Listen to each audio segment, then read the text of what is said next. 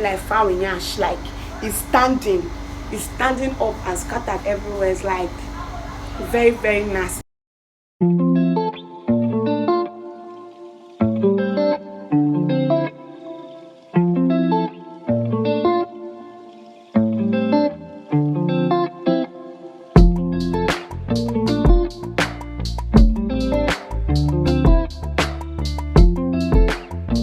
Hello lovelies, and welcome back to my YouTube channel. Today we're going to be talking on how to take care of your starter locks. Now guys, you know, a lot of people do ask me what I do to take care of my dreadlocks, and the thing you need to understand is that everybody is unique, everybody is different, so therefore my starter locks is definitely going to be different from yours and vice versa. So the first thing you need to understand is that your starter lock is unique. It is completely different. So do not compare.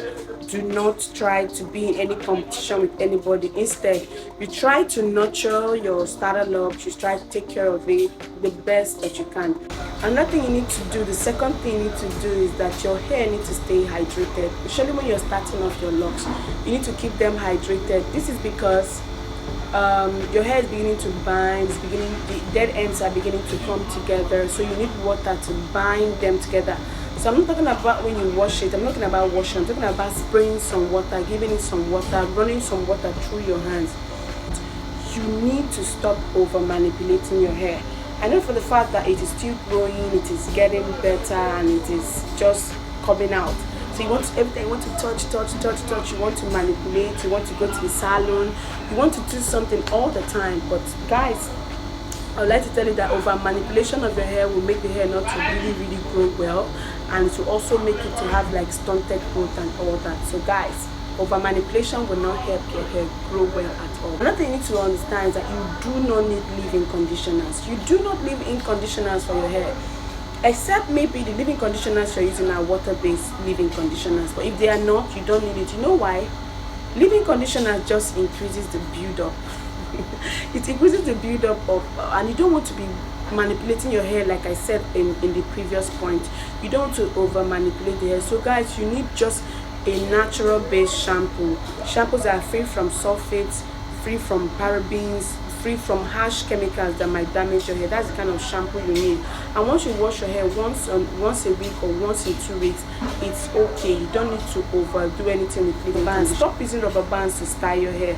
Rubber bands, you keep pulling them apart, you lose some of the hair from your roots, you lose some of the hair from the ends. So rubber bands is not a good styling method at all.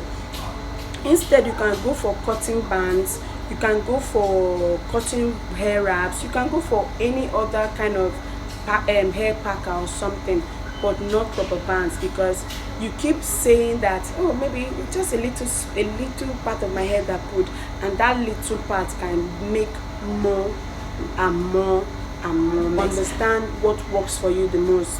And that is to say, if you see that washing your hair once a week is good for you, go for it. If you see that washing your hair once in 2 weeks is good for you, go for it. So don't try to copy someone else's that say, I wash my hair once in a month. It might not work for you. So you have to look for what exactly works for you. Until you find that particular routine that works for you, you should stick to find. You need to put your hair in a bonnet. Now, before you go to bed, don't just leave your hair like that. Find a bonnet, a cotton bonnet, a satin bonnet, something that when you keep your hair, it keeps your hair in place. As I see some people, they are packing their dreadlocks. They wake up in the morning and their locks looking like foul yash, like it's standing up and scattered everywhere. It's like very nasty. So guys, get a cotton cloth, get a satin bonnet, or even get a hair wrap or something, so that when you go to bed, your hair will take the natural curve of how you tied it. And so, for instance, if you want your hair to go over your face like this, when you go to bed, you use your cotton wrap or you use your hair tie to tie it. And if you want your own to go to the side like this two-way pattern, this is the way I go with my hair tie in the night. So this is how you do it. So guys, this is what I wanted to share with you in this video. So do tell me in the comment section what you think I should do a part 2 for this video, or you want to see more starter locks care video, and I'm all here for that. Thank you so much for watching, guys. I'll see you in my next video. Bye. Bye.